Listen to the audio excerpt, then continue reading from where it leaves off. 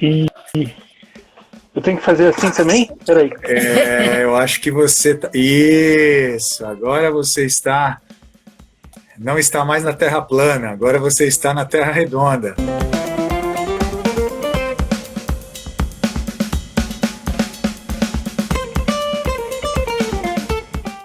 Eu queria, antes de começar, André, dedicar essa live de hoje a um colega nosso, a um grande jornalista com quem eu pude trabalhar, um cara que me ensinou muito e que eu respeito muito, e faleceu há exatamente um ano, em 12 de maio de 2019, e aí eu queria dedicar esse encontro nosso de hoje para falar sobre literatura, ele que era um cara apaixonado pela literatura, o Márcio Calafiore, né? Um cara que faz muita falta e que teria hoje grandes contribuições aí para esse momento de isolamento, né? Eu queria começar, André, lendo um poema seu, né? Um poema que você escreveu. É bom, que daí já espanta as pessoas logo de cara. Não, senhor. No livro que você publicou. Engraçado, o vídeo fica ao contrário, né? O bazar. Exatamente. Né? Bazar é um livro publicado pelo André Argolo, junto com o artista plástico Heber de Góes, né? E eu queria começar lendo um poema seu, que me parece bastante pertinente para essa nossa conversa hoje aqui, né? Ler poemas, como um pastor enlaça velhos, como pregos nos olhos e certezas eternas.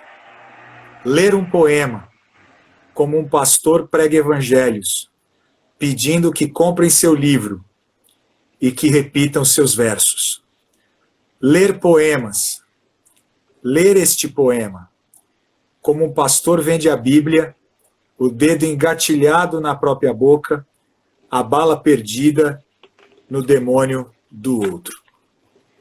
André, poesia em tempos de pandemia, dá conta?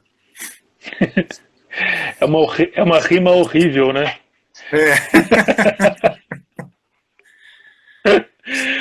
Primeiro, obrigado, Marcos. Você tem um time de autores super bacana e você me dá a oportunidade de falar aqui um pouquinho do livro e de poesia é muito bacana. Obrigado, cara. E obrigado a todo mundo que está vendo. Beijo, mãe. A gente já se falou no domingo. Pessoal da Rufus Lenhador, nossa turma que se reuniu virtualmente agora também. Queria mandar um beijo para todo mundo. Mostrando a cara. A gente está se conversando, né? Num grupo de WhatsApp. E aqui a gente está mostrando a cara. Olha como eu envelheci, galera. Outro dia eu tive uma conversa com o poeta Maílson Furtado, do Ceará, que foi vencedor do Prêmio Jabuti recentemente, um cara bacanérrimo. E a gente estava conversando sobre isso, né? Poesia em tempos, nesses tempos, né? E tentando quebrar um pouco algum senso comum a respeito de poesia. Por isso que surgem essas perguntas frequentemente. Falar de literatura e de poesia agora? Por quê? Né? Vamos criar vacina? Vamos solucionar outros problemas? Em vez de falar de poesia? Mas isso tem a ver com o senso comum em torno da palavra poesia. Que tem a ver muito, muito impregnado aquela coisa, o cara tá com a cabeça na lua, ele vê sempre um lado bom das coisas, então é um poeta, não tem esse jeito de dizer as coisas. E isso, as palavras têm muita força, elas solidificam impressões nossas, né? E daí essa coisa fica arraigada. Então que a poesia é um olhar bonitinho para o mundo, que poesia é é uma fuga da realidade ou coisa assim. Quando na verdade não é. Não é.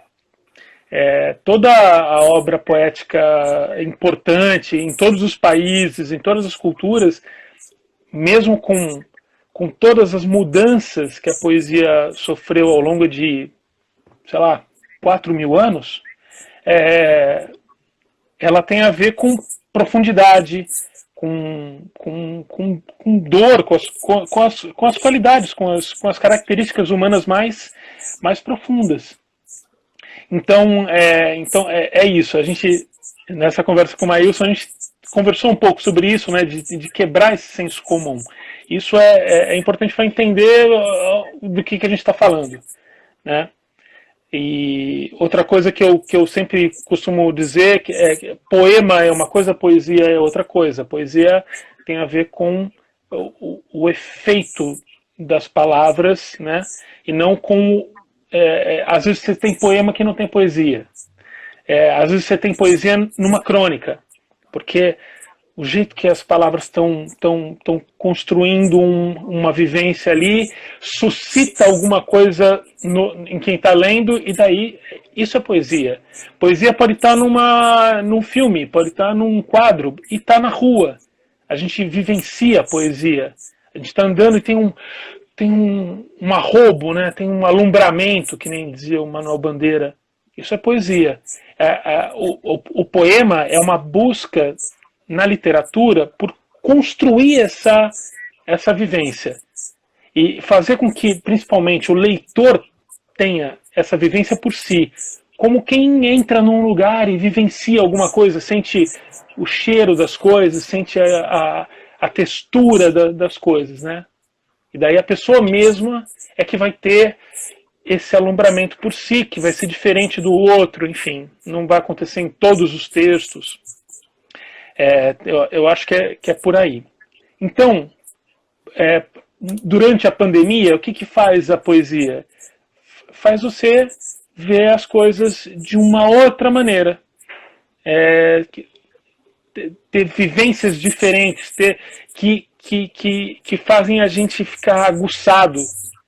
A gente lê poema que tem essa carga poética forte, que suscita a poesia, faz com que a gente enxergue as coisas de mais maneiras, de outras maneiras que não o que a gente está acostumado a ver. Então, mesmo nos momentos mais graves, você tem a importância da poesia. Na Segunda Guerra, por exemplo, teve muitos poetas em todo o mundo.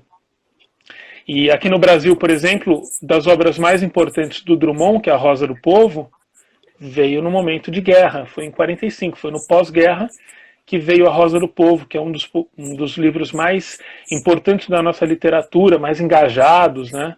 mais duros também, que vem desses momentos. Então, sim, pandemia rima com poesia. Quem está acompanhando a nossa live, André, é o André Ritz, a Cidinha Santos, né? Um beijo para ela, um beijo para o André, um beijo para a Priscila. Eu vi um pouco do André também. Priscila, que legal. Minha cunhada, né? Priscila Brantes, né? Amiga da Beth, que sempre dá, que faz essa live existir, né? E quem está na sala também é o Maílson Furtado. Ainda bem que ele entrou agora. Quando você estava falando mal dele, você estava falando mal dele, e aí ele entrou, você tinha acabado de falar mal dele, né? Ele está aí na live com a gente, né? O André Ritz, o André Ritz colocou uma brincadeira aí, dizendo que poeta é tudo doido. Nesse momento, André, em que você tem uma certa truculência, uma ode à intolerância, né? Um estímulo a preconceitos, a respostas violentas, não é preciso um pouco de doidice poética para lidar com isso tudo? Assim, eu acho que eu tô ficando cada vez mais chato quanto mais eu cresço, assim. Quanto mais fico mais velho, eu fico um pouco mais chato, assim. eu tenho evitado usar a palavra doidice, maluquice, porque a gente sempre usou, né? A gente sempre usou, claro, sair um pouco do normal, né? Do padrão, sair da. Esse é o sentido que a gente dá quando fala isso. Mas tem outros lados, assim, a doideira, né? A maluquice, o ser maluco. Na verdade, assim, a gente tá lidando. Tem um lado que lida com doença, que é uma coisa séria. É um tipo de doença. As doenças mentais são as que ainda não estão no patamar do chique, né? Do assumível. Ainda hoje é um baita tabu, você sabe disso, ser psicólogo agora também, além de historiador, além de jornalista, mestre em educação, psicólogo. Ô cara para estudar. Você sabe que é do tipo de doença que é mais que lida mais com preconceito, né? As pessoas não assumem, tem vergonha de dizer, enfim. E outras doenças a pessoa assume publicamente numa boa. Então eu passei a relativizar um pouco isso, então, e dar mais importância ao sair a ir para a margem do pensamento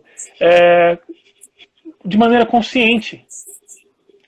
É consciência isso, de tentar ver as coisas de outro jeito e tudo mais.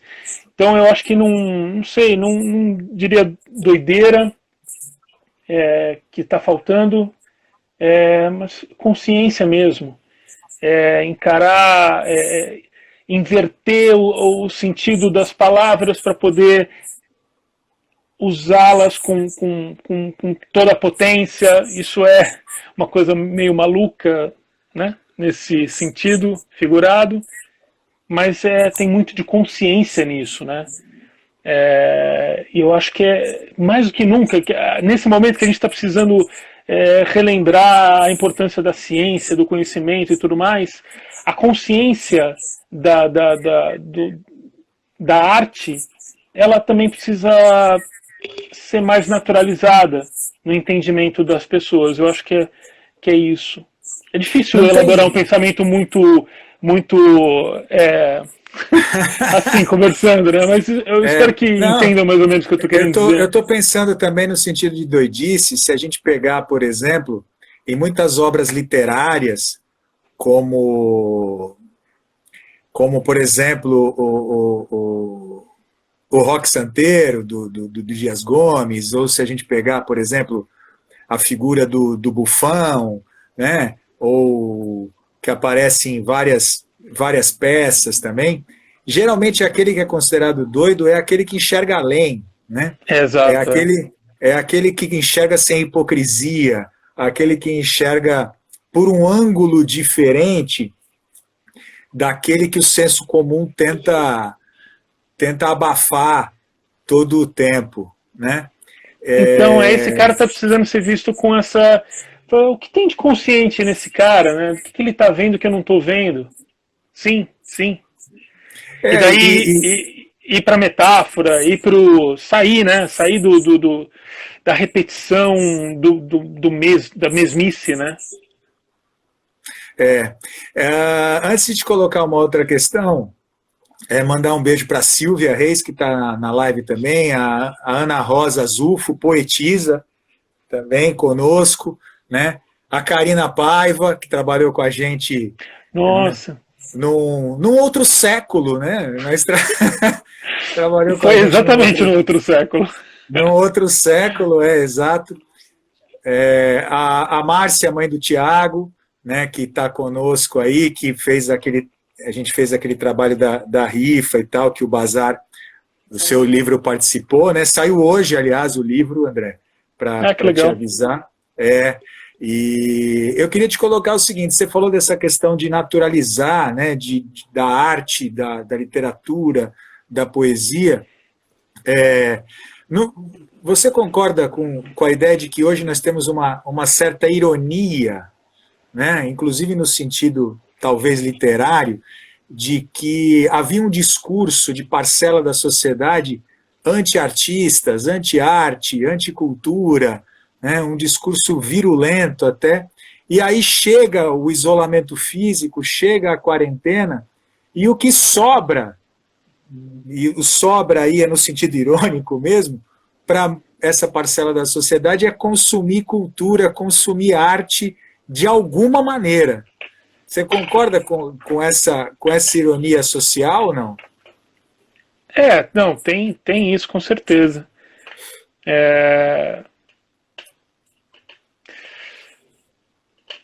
Mas a gente precisa ver... Silêncio poético. Não, isso ainda é pouco, só desviando um pouco para ganhar tempo e pensar.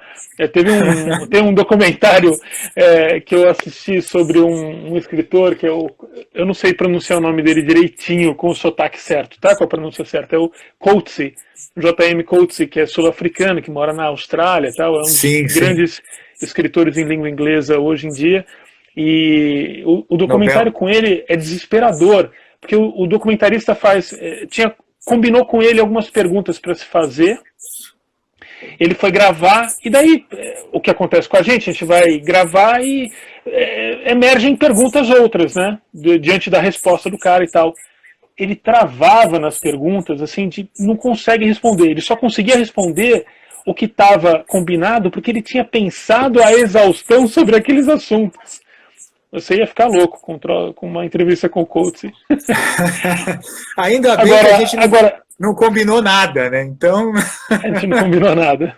Eu pedi pauta. Mas eu faço isso com os meus entrevistados lá no Publish News também, eles ficam desesperados. É uma maldade boa de se fazer. A gente tenta tirar alguma coisa diferente, né? Agora, sobre esse consumo de cultura, eu acho que isso ainda vai ser mais estudado depois. A impressão que a gente tem é que sim, né? Tá todo mundo em casa e tá consumindo cultura, mas também outras coisas. A gente tem uma visão assim a partir também do nosso círculo de amizades, que tem algumas afinidades e tal, e vê que as pessoas estão consumindo cultura. Mas o que é cultura? É um caldo grande, né? Tem coisa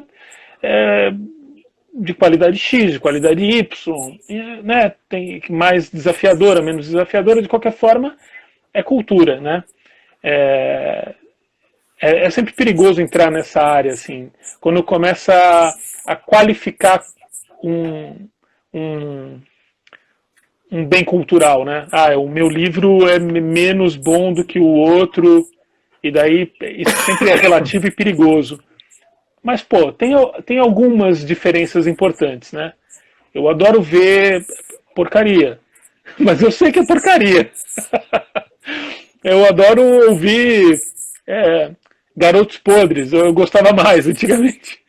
Mas eu sei que não é a melhor música do mundo, né? Você vai comparar, dizer que o Garotos Podres faz uma música tão importante quanto a do Chico Buarque, eu tô ficando completamente fora do mundo, né? Então, nesse sentido, está se consumindo mais cultura hoje, com certeza. Outro dia eu vi que assinantes de streaming de filmes, sei lá, subiram um monte, né? Os caras estão faturando milhões aí, com essa situação das pessoas em casa. Mas o que estão assistindo a gente não sabe. Enfim, eu acho que isso ainda vai ser... Essa pandemia vai ser muito estudada. As próximas décadas vão trazer muita informação para a gente sobre isso. Quem está acompanhando a gente também é a tua irmã, Carla Argolo, né? Ana Rosa Costa. Ana Rosa foi finalista de Jabuti esse ano passado. A gente estudou junto no Vera Cruz, curso de pós-graduação de formação de escritores. Beleza, maravilha. Papai Noel Velho Batuta escreveu o Hits. O Hits também gosta, ele também gosta. Então, Deixa eu te perguntar uma coisa. Poesia para todo mundo?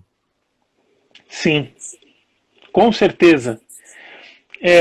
A literatura é para todo mundo, a poesia é uma parte da literatura, né? A literatura tem a poesia, né? E sim, é para todo mundo, a literatura é para todo mundo. Antônio Cândido, que foi um dos grandes pensadores da literatura no mundo. Uhum. Ele escreveu um texto que é uma bíblia para mim, assim, no sentido de guia, né, que chama O Direito à Literatura. E ele fundamenta ali que a literatura é um direito, é um dos direitos humanos, assim como moradia, saneamento básico, comida, a literatura. Porque o humano é mais do que o biológico, né? Esse biológico que sustenta o que a gente chama de mente, de espírito, tudo mais, né? Que funciona aqui dentro. E a partir de coisas que não são vivas. Muito louco isso. A gente precisa expandir o pensamento, expandir o horizonte, saber, tentar buscar olhar o mundo de outras formas, as coisas pelas costas, pela nuca, de baixo para cima, né? E a literatura tem esse poder de fazer isso com a gente de forma mais profunda. Toda a arte tem. Você vai numa boa peça de teatro, ela vai ter esse poder. As artes plásticas têm esse poder, o cinema tem, enfim, a música, todas as artes têm. A literatura está tá situada nisso, mas sinceramente eu acredito que a literatura joga a âncora mais lá no fundo. E ela é base para todas as artes também, de certa forma. Mesmo as artes visuais. Eu acho que você se acostumar a ler artes visuais ajuda, assim, faz com que a gente se torne leitor de texto melhor. E ler textos que desafiam a gente faz com que a gente veja melhor também artes visuais e o mundo. Então aprender a ler, a literatura ensina a gente a ler o mundo, ler as pessoas de forma mais aguçada. Então, sim.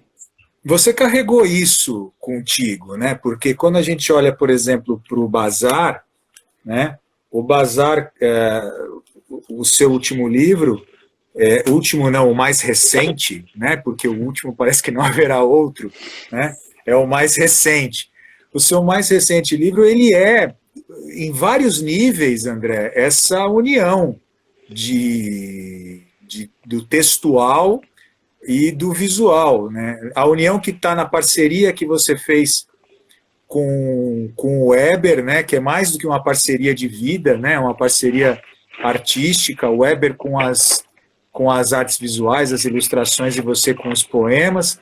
Vários dos poemas que aparecem no livro, eles têm uma estrutura visual, né? Dá aquelas quebradas na linha, aqueles rompimentos de eixo para dar um efeito visual. Então você acabou carregando isso para você, né? Não, com certeza. A poesia tem esse elemento, né? O poema, ele tem por característica esse empilhamento estranho, assim, de frases, né, que são os versos, e o corte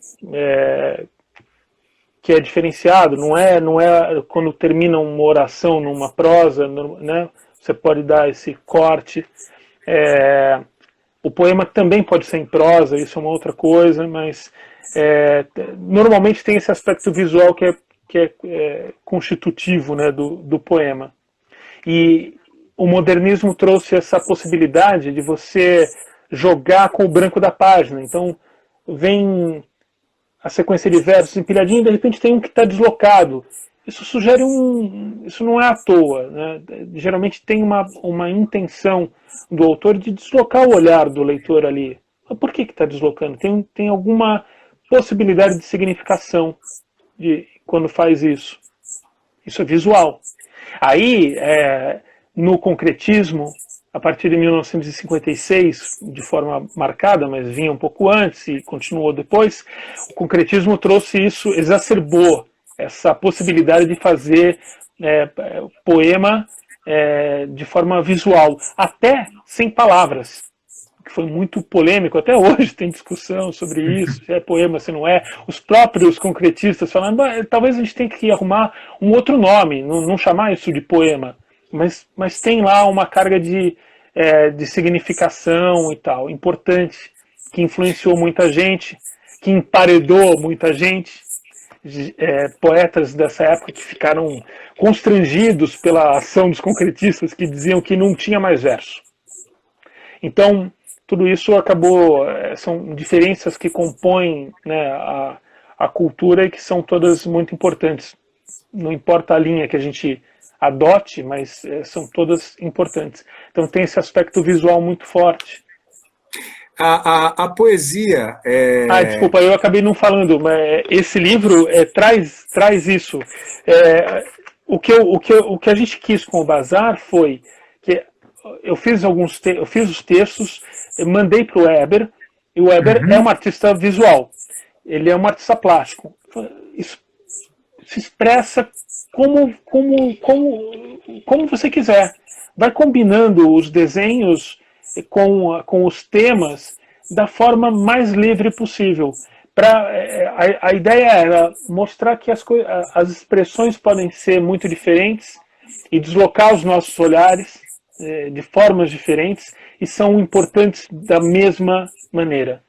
Então, essa parceria com o Weber, que é meu padrasto, que é o meu pai de verdade, assim, na prática, teve essa motivação. Só abrindo um parênteses, né, diante disso que você está falando, o Bazar, ele está na internet, quer dizer, ele pode ser adquirido no site do Ateliê de Palavras, né, André? É uma forma também de alimentar, né, a literatura que nós fazemos, né? www.ateliêdepalavras.com, o Bazar está lá, né? Eu sei o quanto nós, autores e jornalistas, muitas vezes temos essa dificuldade, mas é importante a gente falar de onde está disponível o teu livro, né? Só entrar é muito fácil. Eu comprei o livro do Hitz já no domingo, né? No domingo não, no sábado. Logo depois que teve a live, você com o André Hitz, do livro novo que está sendo lançado. E Marcos, está muito fácil de comprar o livro. A plataforma da Ateliê de Palavras está funcionando muito bem. Eu não disse isso antes, mas estou dizendo isso ao vivo. Que maravilha! Muito bacana, aí você já tem um retorno rápido, foi aprovada a compra, vai ser mandado e tudo mais. Tá muito fácil de comprar no site. Opa. Então, Bazar Poesia, né? Tem toda uma história aí por trás e está lá no Ateliê de Palavras.